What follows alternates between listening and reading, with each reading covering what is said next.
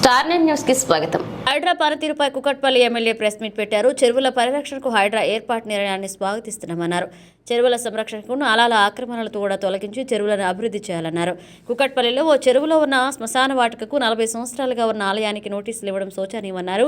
చెరువుల ఆక్రమణలు తెలియక అన్ని అనుమతులు ఉన్నాయని ఇళ్లను కొనుగోలు చేసిన వారికి ప్రభుత్వం ఏ పరిష్కారం చూపిస్తుందన్నారు. కుకట్పల్లి మైసమ్మ చెరువులో ఉన్న రాజీవ్ గాంధీ నగర్లో పట్టాలు కాంగ్రెస్ ప్రభుత్వం మంజూరు చేసింది. అక్కడ హైడ్రా ఎటువంటి చర్యలు తీసుకుంటుందన్నారు.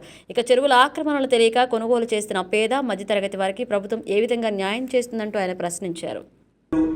అందులో ఉన్నటువంటి 40 ఏళ్ల కింద ఉన్నటువంటి టెంపుల్, ఆ టెంపుల్ ఇచ్చారు. మీరు మున్సిపాలిటీ బిల్డింగ్ కట్టారు, జిహెచ్ఎస్ బిల్డింగ్ కట్టారు. మరి దాని పరిస్థితి గ్రేవ్ యార్డ్ ఉంటుంది. చెర్లలో చాలా మటుకు పెద్దలు ఉన్నప్పుడు చాలా మటుకు చెర్ల పక్కకి గ్రేవ్ యార్డ్ పెట్టారు, వాళ్ళు కట్టారు. దాని కూడా నోటీస్ ఇచ్చారు.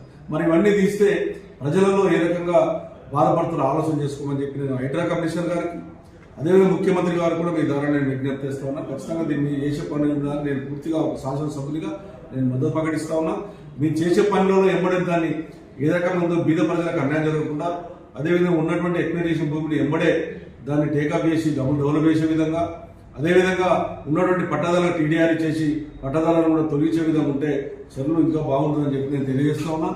రాజకీయాలకు అరితంగా చేయండి, రాజకీయాల కక్షపూరితంగా చేయొద్దని చెప్పి విజ్ఞప్తి చేస్తా ఉన్నా.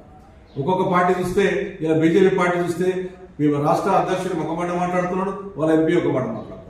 ఈ రకమైనటువంటి కక్ష సాధింపులు పోకుండా మీ వ్యక్తిగత కక్షలతోని ఒక పార్టీని టార్గెట్ చేయొద్దని చెప్పి విజ్ఞప్తి చేస్తా ఉన్నా. మీరు చేసే పనికి ఒక శాసనసభని మద్దతు ప్రకటిస్తాం తప్ప బీద ప్రజల దగ్గర రావద్దు. అదేవిధంగా ఇలా 40,000 మంది డబుల్ బెడ్రూమ్లు మా ప్రభుత్వం ఉన్నప్పుడు 1,00,000 ఇల్లు కట్టాం. 61,000 మంది డబుల్ బెడ్రూమ్లు ఇచ్చాం. ఇంకా 40,000 డబుల్ బెడ్రూమ్లు ఉన్నాయి.